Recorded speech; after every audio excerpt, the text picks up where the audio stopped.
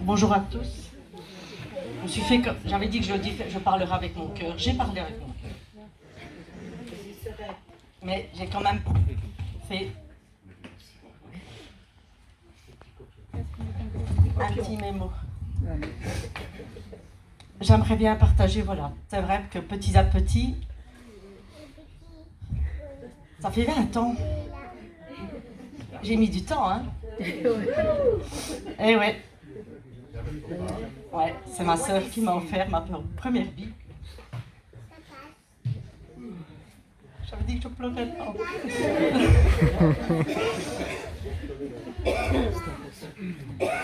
Elle m'a offert ma première Bible au mois de mars 99.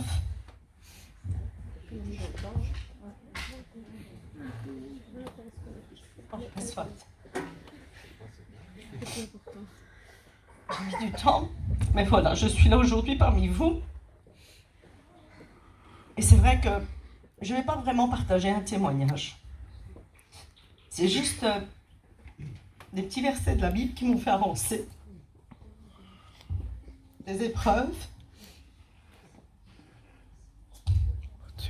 Et j'ai toujours demandé à Dieu de me donner la force. C'est toujours ce que je demande. Je suis très famille. Et c'est vrai que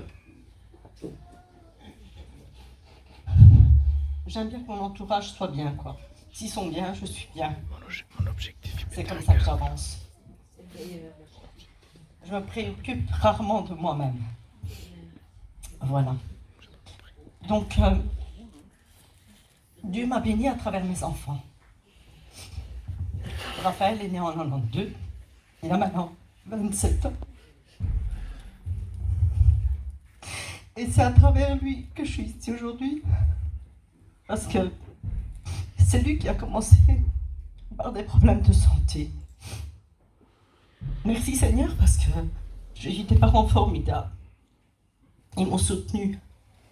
Ils étaient toujours là pour moi, dans mes difficultés. Un papa formidable. Il me l'a toujours gardé.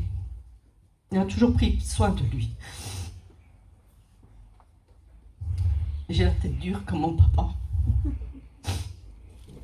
mais avec un grand cœur. Ouais. Je suis petite, j'ai la tête dure, mais j'ai un grand cœur. Tout vient de là. Malgré les épreuves, en tant que maman, en tant qu'épouse, en tant que sœur, belle-sœur, tantine, marraine, nous sommes là pour briller. Parce qu'une maman, elle doit être forte. Quoi qu'il nous arrive, quoi qu'il se passe, on doit être là. On doit toujours avoir cette étoile dans les yeux qui brille. On doit refléter vraiment comme une étoile brillante. Et malgré qu'au fond de nous, j'ai pris un exemple comme ce vase d'argile. Mais j'étais ce vase d'argile, fissuré de partout. Vous voyez ce vase d'argile, quand vous mettez une lampe à l'intérieur, j'ai pris cet exemple parce qu'il est facile à comprendre et c'est ça qui m'a aidé à avancer. Quand on met une lampe à l'intérieur de ce vase d'argile et que vous mettez de l'eau, la lampe, quand elle reflète à l'intérieur, c'est là que vous voyez toutes les petites fissures. Et moi, j'étais comme ça. Toutes des fines, hein. C'était pas des grosses fissures, toutes des fines fissures, mais voilà. À force de les accumuler, ben, on est anéanti quand même.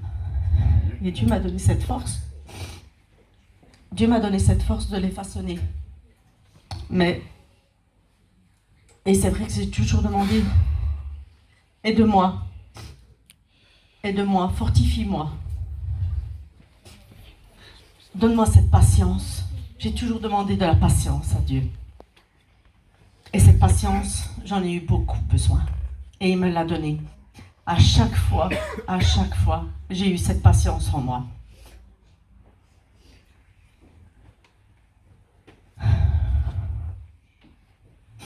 Seulement pour être façonné, c'est vrai qu'il faut se laisser faire par Dieu. C'est pour ça que j'ai mis du temps. Parce que j'ai eu du mal. Du mal d'avancer, du mal de me faire façonner. Du mal de lui donner vraiment tout ce que j'avais dans le cœur, au creux de ses mains. Mais j'y suis arrivée. J'aurais espéré me baptiser plus tôt parce que je m'étais dit, ma maman serait fière de moi. Elle pourrait voir que sa fille avance. Mais c'est pas grave. Ça n'a servi à rien de toute façon parce que Dieu me disait, sois courageuse et avance. Sois forte et avance. Et c'est ça qui m'a fait avancer. Malgré qu'elle n'est pas là aujourd'hui, je sais bien qu'elle est fière de moi. Parce que dans les derniers jours, Dieu m'a encore montré sa force. Il me l'a donnée en fait. Je me suis retrouvée seule avec maman. Quand je dis seule, c'est entre guillemets. Les personnes fortes à côté de moi, elles n'étaient pas là. Oui, j'avais mon frère Luigi, mais des fois atteint. Ma soeur Lina, à l'hôpital. Et je me suis retrouvée seule. Mon frère Lilo, voilà. Quand on perd une maman, c'est compliqué. Et je savais que j'allais la perdre. Dieu m'avait préparé. Je lui avais demandé de me préparer. C'était pas écrit ça, pourquoi je vous le dis? Mais c'est parce que je crois que je dois vider mon cœur. Quand j'ai compris que maman allait partir, je lui ai demandé cette force. Et il me l'a donnée. Et je te dis merci, Seigneur, pour cette force que tu me donnes. C'est des larmes de joie maintenant. Je sais qu'elle est bien là où elle est. Elle m'a transmis sa force. Et avant qu'elle ne parte, et pendant qu'elle était partie. Et voilà. Avoir Dieu à mes côtés ne signifie pas que mon chemin sera sans tempête. C'est plutôt dire qu'aucune tempête ne pourra me submerger.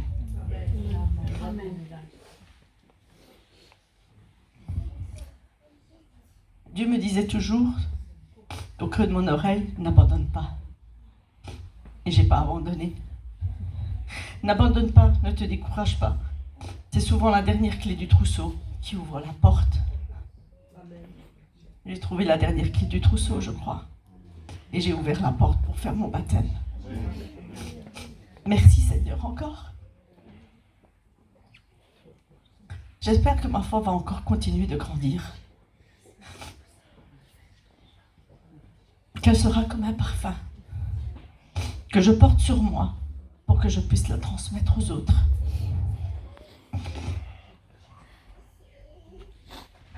Il y a un passage de Martin Luther que j'aime bien. Si tu ne peux pas voler, alors cours. Si tu ne sais pas courir, alors marche. Si tu ne sais pas marcher, alors rampe. J'ai beaucoup rampé. Maintenant, je fais le chemin à l'envers. J'ai rampé. J'ai eu beaucoup de visions dans ma vie que je rampais. Je rampais. J'ai toujours eu cette vision. Et je vais me tenir. C'est une vision bizarre. Je comprenais pas pourquoi j'avais toujours cette vision en moi. Et je l'ai compris. Longtemps après, mais je l'ai compris maintenant. En fait, j'ai rampé. Je me voyais toujours sur un chemin, en train de ramper, aucune force pour marcher. Et je me tenais au mur et aux bordures des trottoirs pour avancer. Et ça, j'ai compris après que Dieu me prévenait. Il me prévenait que quelque chose allait arriver. Il m'a toujours soutenue dans mes démarches. Merci Seigneur parce que il me préparait en fait. Et sachant que j'ai un cœur sensible, il me préparait. Et je vous assure que 2-3 jours après, il arrivait quelque chose. Et j'étais forte. J'étais forte parce que il m'est arrivé énormément de choses avec mes enfants. Et Dieu sait que mon point faible, c'est ma famille. C'est mon mari, c'est mes enfants. C'est mon mari, c'est mes enfants. C'est ma famille, c'est mes frères, c'est mes sœurs. C'est mes neveux, c'est mes nièces. Et voilà, Dieu a choisi de me réconforter dans mon cœur, de me prévenir. Et il me dit toujours, voilà, prépare-toi, ça va arriver. 3 jours après, ça arrivait. Mon fils a eu un accident de voiture, j'étais prévenue 3 jours avant. Ouais, il a passé le chemin de fer pour être à l'heure au travail. 6h30 du matin. Je vous dis pas. L'angoisse. Mais 3 jours avant, Dieu m'avait préparé. Et c'est vrai que, autant je puisse être rebelle parfois, autant que je peux calmer ceux qui m'entourent. Mon mari était furax. Et j'étais là, calme-toi. Et moi, je restais à la maison et je priais. Encore ici dernièrement, on a prié pour moi quand on m'a annoncé qu'il avait refait un accident de voiture. Il s'en est pris 3. Voilà, c'est comme ça. Mais Dieu m'a encore montré qu'il était là pour me fortifier. J'étais ici à l'Assemblée, mon mari m'a téléphoné pour me prévenir. On a prié pour moi. J'ai demandé, et je le sentais, ça faisait 2 jours que je ne me sentais pas bien. Et j'ai demandé à ce qu'on prie pour moi. Et au moment où on a prié pour moi avant de partir, il y a Théo qui a eu cette vision. Tu es le pilier de ta maison. Sois forte. C'est toi qui tiens. Merci Seigneur. Parce que sans toi, sans cette force que tu me donnes, je ne serais pas là aujourd'hui. Merci parce que malgré tout ça, on est une famille unie. Et j'espère que Dieu nous gardera, cette famille unie. C'est tout ce que j'espère dans la vie. Qu'on reste unis. Merci pour ces beaux enfants qu'il m'a donnés. Merci parce que Diego n'est pas là, mais il y a eu un petit couac, mais lui aussi, Dieu l'a béni. Et il est né sans problème. C'est un enfant de Dieu. Et j'espère que la petite graine qui est en eux, un jour va grandir. Je ne perds pas espoir. J'ai 20 ans pour prendre mon baptême. Dans 20 ans, peut-être qu'ils vont venir. Mais je garde toujours espoir qu'un jour, ils puissent comprendre. J'espère que ces quelques mots ont touché quelques personnes. J'ai pris le vase d'argile parce que je sais que au fond de nous, on a beaucoup de blessures. On est fissurés de partout. C'est pour toi, ma chérie. Tu te reconnais. Et ouais, 2-3 fois, elle m'a dit, je crois qu'il est temps que je vienne. Je crois qu'il est temps que je vienne. Mais t'inquiète pas. Dieu nous bénit. Dieu va nous ouvrir la porte. Et Dieu va te montrer quand le temps sera venu de venir. Mais tu le feras. Et quand tu viendras, ce sera avec ton cœur. C'est toi qui l'auras décidé. Et personne ne doit te forcer. C'est toi qui l'auras décidé. Moi, j'ai fait mon petit bonhomme de chemin. Mais je vous assure que je l'ai fait toute seule. On m'a juste donné une Bible avec quelques versets. Ma soeur m'a donné quelques versets d'encouragement dans les moments de détresse, dans les moments, voilà. J'ai commencé par des petits versets comme ça. Et j'ai toujours été attirée par les psaumes et les proverbes. Les psaumes et les proverbes. C'est toujours par là que j'ai été attirée. Pourquoi? Dieu seul le sait. C'est parce qu'il connaît le cœur de chacun de nous. Et il va nous diriger là où on en aura besoin. Merci parce que, et encore maintenant, Dieu le dit, lève-toi et marche. Maintenant je marche, j'ai rampé, j'ai marché. Je marche encore sur ce chemin étroit, long, difficile. C'est sûr que la tempête sera là, je resterai accrochée, quoi qu'il arrive. Et je sais que je peux me retourner vers mes frères et sœurs ici présentes pour me soutenir. Voilà. Merci Seigneur pour cette grâce. Il y a une phrase que j'ai écrite dans ma Bible. La vie est un éternel combat. Et cette phrase, elle me suit toujours. Et c'est vrai, la vie est un éternel combat. Et je combats tous les jours pour être sur ce chemin et pour avoir une vie digne et correcte. Je n'ai peut-être rien sur le côté, mais j'ai mes enfants, j'ai mon mari. Et malgré tout, Même si je dis franchement les choses, l'amour est là. Et restons une famille unie. C'était la chanson préférée de ma maman. Merci maman. Merci Seigneur pour cette grâce, pour cette famille que tu nous as donnée encore aujourd'hui Seigneur. Bénis chacun de nous Seigneur. Que chacun de nos témoignages Seigneur Jésus puisse toucher Seigneur Jésus. Les gens qui sont ici aujourd'hui présents Seigneur Jésus. Qu'ils puissent grandir avec un mot ou une phrase qui les a touchés Seigneur Jésus. Et en temps voulu, ils seront peut-être ici parmi nous. Louange, honneur, puissance et gloire à toi, Seigneur Jésus. Et merci pour cette force que tu m'as donnée, Seigneur. Amen.